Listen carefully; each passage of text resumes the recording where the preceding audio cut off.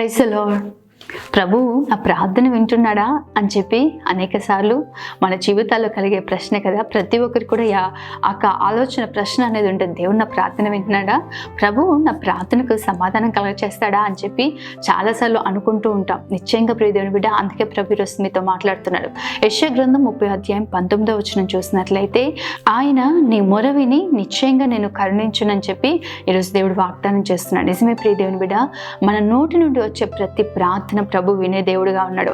Hannah దేవుని సన్నిధిలో మొరపెడతా ఉంటే హన్నా ప్రార్థన ప్రభు విని హన్నాను కరుణించిన రీతిగా ఈరోజు ఏ దుఃఖంతో, ఏ భారముతో, ఏ సమస్యతో, ఏ ఆవేదనతో, ఏ అక్కర కలిగి ప్రభు సన్నిధిలో మొరపెడుతున్నావు, కానీ నిశ్చయంగా ప్రియ దేవుని బిడ్డ విశ్వాసంతో ప్రార్థించు, ప్రభు యందు నమ్మిక ఉంచి మొరపెట్టు.